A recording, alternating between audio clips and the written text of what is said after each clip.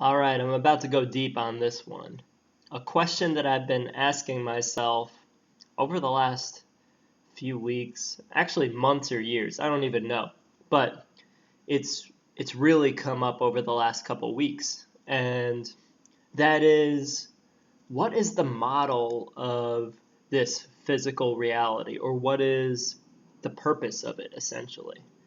And in terms of looking at it that way, there's kind of two viewpoints of it.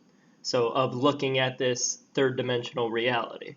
And the first viewpoint is that of many ancient scriptures. So Buddhist, Hindu scriptures, even the Gnostics talked about reality in terms of this, in terms of it being Maya, or another word for illusion, something like that. So it is an illusion which we have to transcend. That is the idea. So the idea is that this reality is something that we need to ascend from or transcend. And this is why with like if you study yogis, I'm reading Autobiography of a Yogi, and a lot of these guys, they just spend most of their lives in meditation. So in a sense, it's like withdrawing from this reality. That's what they think the purpose is. It's to essentially withdraw from this reality. And that's where you get like the Buddha meditating under a tree, or the yogi sitting in a cave for years, and that kind of thing. Because that model of reality is that this is an illusion that needs to be transcended. So it's almost like demonizing this reality in a sense, in a way, but it's just a delusion or an illusion that must be transcended. And so the goal is to break out of this reality. So that's the first framework or model.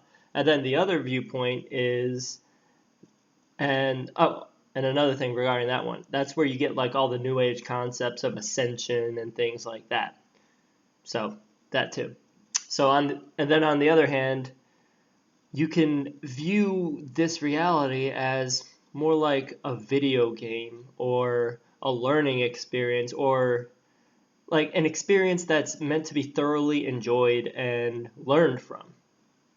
And this model isn't really, it's not formalized anywhere. There's no real um, religious texts about it, or things like that. But it's a theme that comes up with various individuals and in some circles. It's that this is more of a video game. So yeah, there's evil and there's a lot of disharmony going on, but we have to fully immerse ourselves in it and learn from it.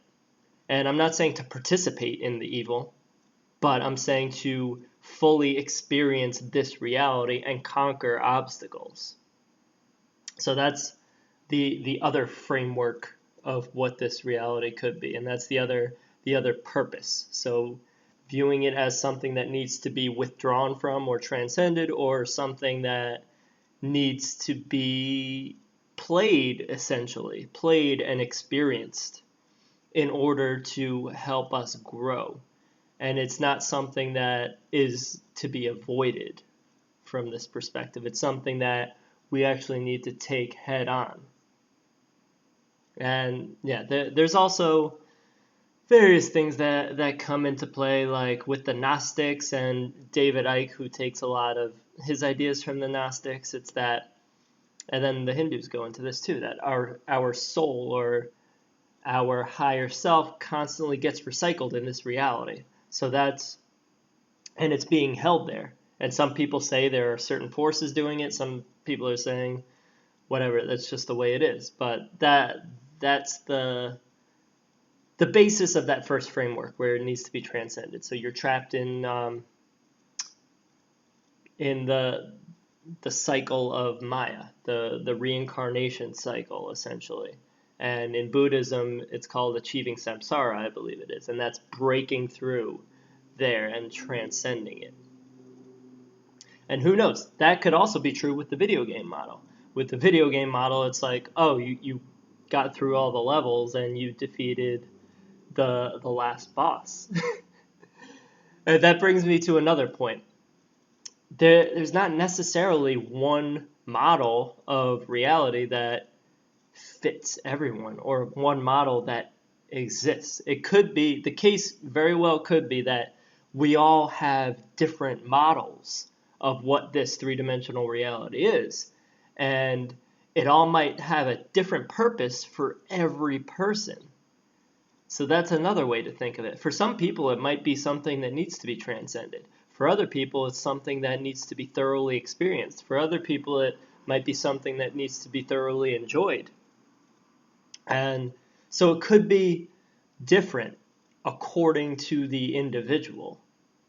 And according to your perception, it could dictate that a different framework of what this reality is in the grand scheme of things. So that's why I'm not set on this reality being anything.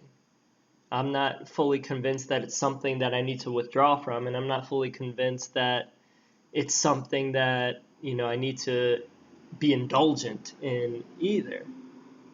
And it's really all about using your intuition and sharpening it, essentially, and then flowing with that.